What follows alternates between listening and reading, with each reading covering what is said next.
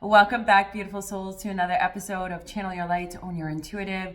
So let's dive in. I was actually guided. I had a dream last night, and I love dreams because there's so much relevant information, synchronicities, and omens that happen that are really foretelling. Foretelling is really coming up strongly, but also about the present current circumstances.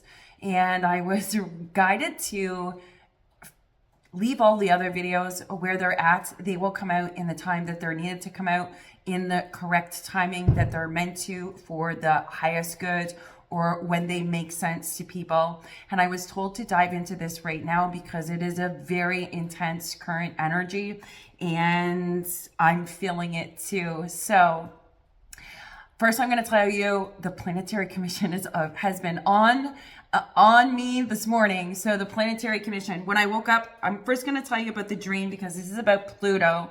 This is about the current energy. So yesterday's video, if you haven't caught it already, please do. You will notice that in that video, that was recorded before the new moon in Capricorn, which happened on, I think that was January 11th. So that was recorded before then. And you'll notice that in that video, I consistently was saying the 1111 portal. The funny part about this is every time I said it in my mind, I was like, no, it's 111, Erin. It's not 1111. And one of my beautiful viewers here pointed out that that's confusing. So this is actually related to the planetary systems and the alignments, which I did not know. I just know that that's intuitively, that's what kept coming out. And my logical mind kept thinking, no, that's wrong. But intuitively, it was absolutely correct. And I'm going to break that down for you right now because it has to do with the energy right now. It has to do with the planets, astrology, things like that.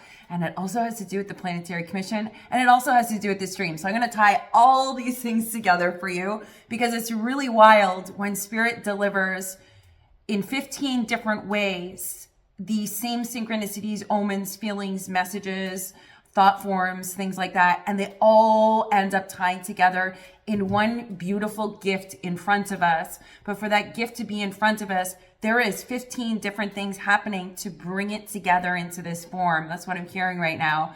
Hallelujah is also what I'm hearing too.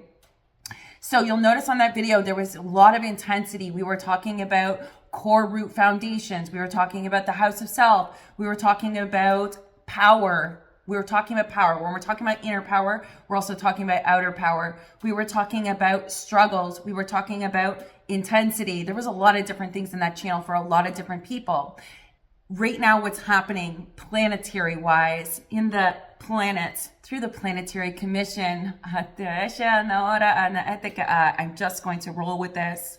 Many people in the collective consciousness will feel this internally, and those who have already moved through these processes will see it externally in others. The Planetary Commission wishes to align with all planets are succinct in bringing forward the highest growth and evolution for all individuals on the Earth plane. The astrological placements, including the star systems, including home, I'm hearing, including your home system, including the way the planets align, are all perfectly married at this time for astronomical growth and evolution within all of us. The discomfort in the current placements are very intense. This has to do with Pluto. Pluto right now, this week, is probably one of the most intense weeks of the entire year. It is where we are facing with stark contrast, where we have lied to ourselves, where we didn't understand something, where we gave away our power but didn't even know we were giving away our power. It's discovering truths in our lives and accepting them for what they are, right? It's about being accountable. And that was in the previous video that I thought was so intense, I dare not share it, but I did. So take it as it resonates. But if you're really feeling this intense push, it's like seeing all the things that have been playing out in your life where you have given away your power, where you have deemed you're not in power, where you have felt that somebody else was in power. It's even the idea of power. Like, what does power mean to you? There's the external power versus force is what I'm hearing. When we move along that ascension path of power versus force, I believe it's a book I've written about it in one of my books before, and that was so long ago that I can't really place it in my mind, but I'm just going to roll intuitively with this. The power versus force metaphor or diagram shows that the lowest frequency down here is, I think it's rage, hate, grief, all of those things. Side note, grief is not one of the lowest forms of frequencies for somebody on here, just to be clear. It feels that way because it encompasses all the lower realms, but it's not a low dense frequency. It's a frequency intended for healing and bringing light. Somebody on here, I don't know why, but you've struggled with grief recently and intensely.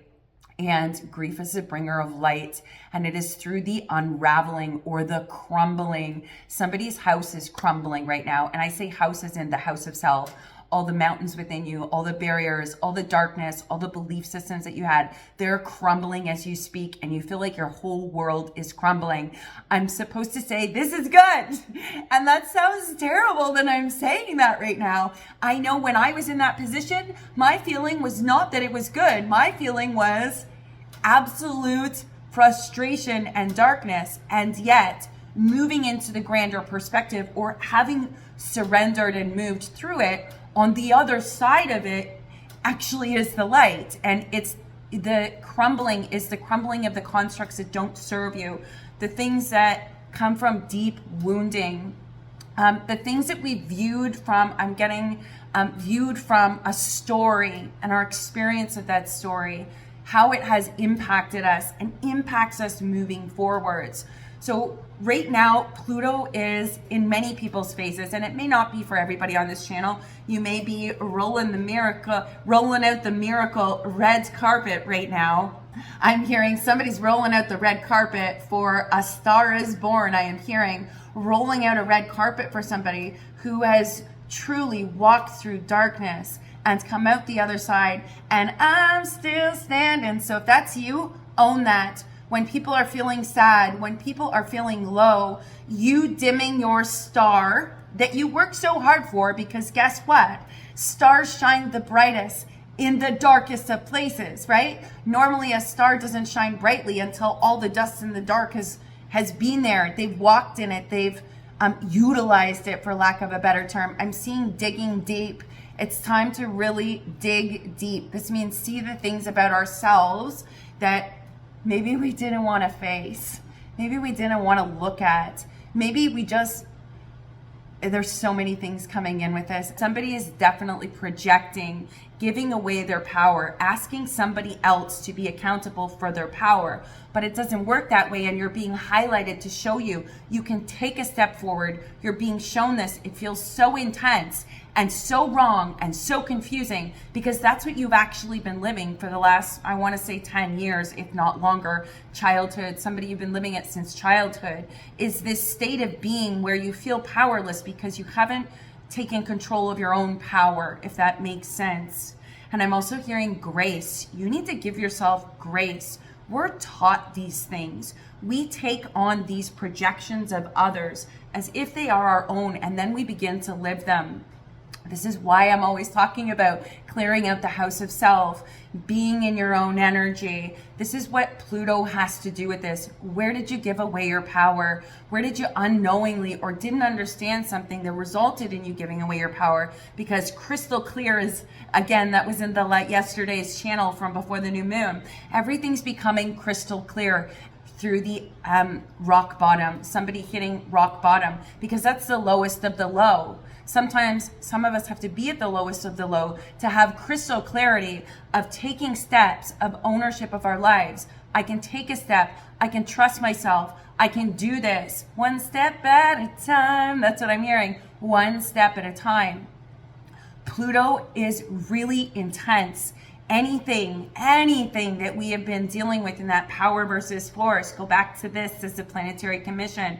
Those are the lowest realms and the densest frequencies. They're not bad. They're part of the human experience, in case you haven't noticed what the human experience in the collective is like. To say that those are the lowest, densest bad frequencies negates from the fact that they are often utilized as fertilizer for the growth to propel them into this higher state or a higher frequency of balance, of love, of understanding, and of awareness, and tapping into those intuitive realms. So to say those are the worst states negates from the fact that that darkness and those emotions are our guides, right? They're our guides, and sometimes they're guides to illuminate the trauma that we're dealing with. Sometimes it's our guide to say, you have all this emotion coming up, instead of somebody is like pushing back their emotions about something because they don't want to face it, or they don't want to deal with it, or they don't want to see it. It's an uncomfortable truth. You're going to see an uncomfortable truth, but the truth shall set you free. Pluto is intense. This is one of the most intense weeks of the year. So I'm going to tell you about how this ties into the dream and why I kept saying 1111 and why all that stuff was coming out.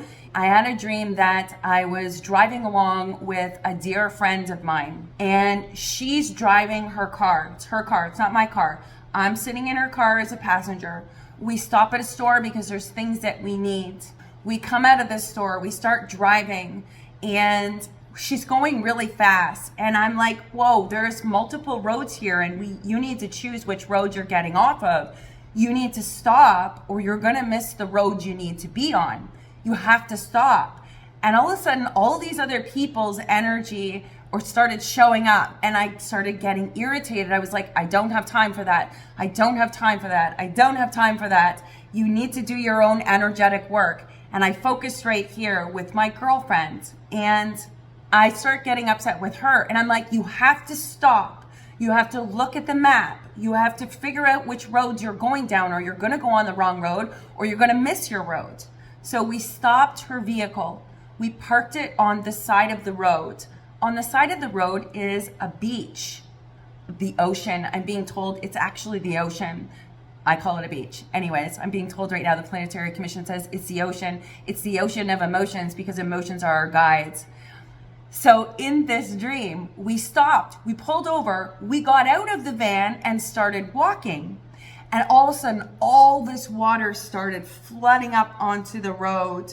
And it was really difficult to walk in the water. And I turned around and I looked at the van, and I was like, why did we leave the van? I knew we needed to leave the van and walk, but I didn't really understand why. Had we been in the van, the water would have washed up and taken the van with us, because there's no grounding in that vessel. So we begin walking, and the water's flooding up, and the water comes up to our solar plexus. The top of the rib cage is what the water is flooding through. And it's very difficult to walk through this. And there's a guardrail to our left. And I'm holding on to the guardrail as an anchor point. And my friend keeps getting distracted and going out into the water. And I'm getting really upset by this point. And I keep grabbing her and pulling her back. And I keep telling her, listen, the emotions, that water, if you keep going over there into that, it's not only going to take you down and under, there's going to be an undertow. You're going to get lost. I won't be able to find you, and I won't be able to save you. I won't be able to help you. It's kind of like the thing. It's funny that it's coming out with saving you, because I feel like that wasn't in my dream nor how I felt, but I feel like that's a specific message for somebody on here who feels like you're saving people or need to save people. You need to save you is what it's actually coming through as. Not only do you need to save you, it's through saving you and sharing it that you ultimately end up turning on a bright light, a beacon. I'm seeing the lighthouse. You become the lighthouse in the darkness, saying, here's the shore. That way people know to come to you. The lighthouse does not go to them. The lighthouse doesn't go out into the ocean and say, here, let me stand over here where you're at, down in this ocean where you feel like you're drowning. No, the lighthouse stands on the edge, on the grounded part, on the stones, on the cusp. Land ho, I'm hearing, where you will find your anchoring and your grounding. Because think about the ocean when we're swimming, it's a free fall. Tom Petty and free falling is coming in. You'll know if that's a specific validation for you. That means this message is for you in some way, shape, or form. Take it how it resonates. Cause I'm free falling. That's who that message is for. The lighthouse does not go out into the ocean to meet people where they're at, because how's the lighthouse gonna help them? The purpose of the lighthouse is meant to bear light on the land ho, where they can come up onto the land and get their grounding and footing beneath them. This is a really important message for somebody on here who helps people in some way, shape, or form. Or I'm hearing somebody who's about to help a lot of people, to make sure that your energy doesn't get sucked down or towed under by, wow, I'm seeing like people scrambling out of water trying to get to it. You don't want to be there. You're of the best service when you're standing grounded in your own light, in your own wisdom on the shore, because that way people know where to go. They're helping themselves. If you go to them, they don't help themselves. There's so many things coming in about this, and I feel like this is for somebody who's a healer or something to that effect. Somebody who helps people. Maybe you're a healer of the mind, a healer of the body, a healer of the energy. There's all different types of healers for different people on different walks and different paths. And side note, if the healer is constantly going out to people needing to save people, that is an imbalanced healer who hasn't done the healing that's required in order to serve the people, and you end up drowning. I know this firsthand from my own experience, friends, side note. But standing on that shore is where you need to be. And again, I'm hearing this is very important for somebody on here. And I'm also hearing you're going to have resistance in hearing this. I don't know why. There'll be like this piece of you that's like, I don't want to hear that. Well, what about this? And what about that? And I'm being told to tell you, you're here to serve many people. You have to have this in place in order to do that. So many of you will notice that in the dream, let's go back to this because it's tied into that. In the dream, I start getting angry with her, as I had said previously. And I kept saying, come back, come back, come back.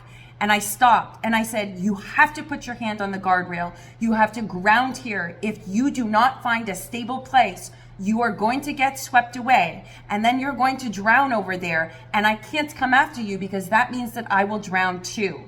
I was frustrated and irritated that she kept being distracted. She wasn't paying attention. And I'm trying to give her the tools that she needs to anchor herself so that she can move through it.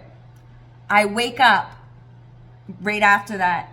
I wake up in the dream and I'm like, something is off. There's been some kind of a shift collectively, individually, for a large amount of people that is off. I can't place it. I don't know what it is, but I know it's there. And then I heard, it's Pluto, Mom, said Ava. It's Pluto. And I'm like, Pluto? Okay, it's Pluto. So I'm going to go check Pluto. And what does the one thing that I find on Pluto, which I'm drawn to intuitively, you need to watch this. I go to that video. She basically highlights everything I said in the channel that was posted yesterday from January 9th. So do you see how all that flowed together? I had the experience. I intuitively sensed it. I could feel things coming up for people. I could feel the intensity of it, how we're going to be asked to have extreme honesty with ourselves because the truth shall set you free. And this is the week that it's really intense and amplified, where people are going to be really intensely in all of these different things in order to illuminate them so that we can start making steps forward without the illusions. Without the illusions that we've had around us or that we've created around us based on our past, without the illusions of denying the self, being in denial. Where did we give away our power? Where are we taking back our power? What do we actually want? Or was that something that somebody else told us we should want? There's all these different aspects that are playing out, but they all are moving together. They're different cogwheels in the engine. There's different pieces. One piece is the tube. One piece is the ball bearing. One piece is the brake. One piece is this. These are all the different things all operating at once, giving a piece of the puzzles, what I'm hearing. So here's why this dream was important. Side note, also the omens and recognizing the placements of it and understanding it. The water came up to just above our solar plexus. When we have stuff in our root foundations that are no longer aligned, that don't serve us, that are not good for us, those are what? The lower chakra energy centers. The water flooded from out into this ocean of people, from the root chakra up to the solar plexus, your roots, your base foundation. It's where you decide all your I ams. It's also what's rooted into the subconscious, which brings up the trajectory or momentum of the things that you do, why you do what you do. Let's move into the sacral. Sacral is involving past lives. It's involving sexuality. It's involving creativity. It's involving money and abundance. It's involving a lot of different things in the sacral aspect. Then we move into the solar plexus, which is our personal power. What's the thing that Capricorn represents? Yes, it represents in the tarot the devil energy, but it's about power. Where did you give away your power? Because that's what's being highlighted for us right now. Where have I been in denial or given away my power or thought power was something that it isn't? These are the things that are being illuminated right now. And yes, I'm being told when I'm looking at the collective consciousness and individuals and myself, my own personal journey, my own transformations, anywhere I've been hiding or haven't been honest with myself or have given away my power to other people, because I'm doing this too, right alongside you. We're all doing it differently. We're all looking at different truths and illusions. We're all looking at different places we've been on the journey. We're all looking at the places we want to go. It's not going to be the same for everybody, but the energetic influence, the undertones of it, digging deep, is the same precedence, setting a precedence. It's the same precedence of this is about the Capricorn energy, which is the devil energy of power, which is not just about the powers that be outside of us, but it's also our inner power. Because whatever happens out here, the only thing I control is my inner power. I'm being referenced to yesterday's channel from before the new moon. God grant me the serenity to accept the things I cannot change. That's everything outside of me. And the courage to change the things I can. That's me. I can take back power. I'm also hearing somebody on here is going to have a rude awakening. And I don't mean that in a negative way, but that's almost like the flow through of somebody having a rude awakening of an illusion or perception that has been long held for them, that became a way of being because of their experiences. A grace just keeps coming in. We all need grace. We all need compassion. That came up in the other one too. We need that because sometimes, I know for me, when I face an ugly truth, I'm like, man, I need some grace here and I need some compassion and I need somebody to say to me, it's okay, Erin, we've been there, or we get it, nobody's perfect. It's that beautiful mess that happens, and that happens for me too. There's lots of times where I've been faced with that. Losing a child, I have to say, strips you of so many beautiful facades that we have about life and ourselves and the way we think things should be. The beautiful facade gets torn down in the blink of an eye, and it feels like chaos and darkness. But in truth, as soon as that is torn down, it was a facade.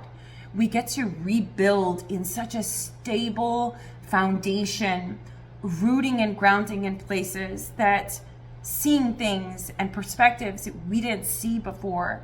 And that is the gift in my daughter Ava leaving when she did. And because I'm willing to be stripped down. I'm willing to say I was wrong. I'm willing to say, wow, I had this perspective really off, or that was really deep wounding that created this kind of an ego. Because who doesn't have wounding on this earth plane at some point or another? We're in the process of identifying these things so that we can release the burdens of them, so that we don't have to operate from that version of us anymore. And for some of us, the intensity of this with Pluto is astronomical. This trajectory of Pluto goes through a couple of different things, right? It's 0 degrees of Aquarius, but it ends in November. So when I was saying the 111 portal, I was actually referencing in the channel saying 1111 portal. So we're spanning one portal to the next. Are there other portals in the in-betweens? Yes. But Ava says this was specifically about Pluto moving down to the core of each individual and highlighting and illuminating anything that has been blocking us. It can be an arduous process. There is great discomfort in it. There can be great sadness. There can be darkness. A dark night of the soul is what I'm getting in that.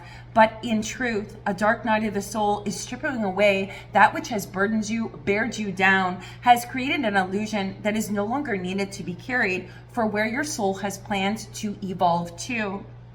So a dark night of the soul feels dark, but isn't that where the light shines? You find your starlight, your star bright. So in the midst of all this chaos happening, she says, the conjunction of this energy began on the 111 portal and it ends coming into the 1111 portal. And I did not put this together, friends, until some of it right now in this moment, as Ava's talking to me, saying it was meant to cusp both. So essentially yesterday's video was not just highlighting the current collective consciousness, but it's giving you the trajectory. Oh my gosh, I'm just realizing right now in the channel I said this is setting the framework so that you understand the process you're going to be going through this year, or through this evolutionary process, your ascension process. And I'm just realizing, let me tell you, says one of my guides, it's because the process is going to be operating from January 11th until the 1111 portal in November. Are there other things that's going to be happening planetarily? Yes. There's going to be other things that are also happening in other aspects and forms that will make it feel or take you to different places during that. Don't forget, while these two portals is a cycle, there's also the individual portals happening in between that portal. There's also different cycles happening during that process as well, right? We have the spring equinox, we have summer solstice. Those are also different cycles that are encompassed in the portal. There's so many things happening at once that it's easy to get into overwhelm. And when we have an intensity of energy, emotions, thought forms, and patterning that's coming up so strongly right now, it's almost like take a moment and breathe. Take a moment and breathe. Ground yourself wherever you're at, whatever's going on. If you have trouble making decisions, if you feel like your world is in chaos, if you feel like you were going this way and suddenly are turned that way, if you feel like you're doing it wrong, if you feel like stuff from your life has come up intensely right now, stop and take a moment and breathe. I'm hearing surrender to it so that you can release it. Once we surrender to something, an acceptance starts to happen.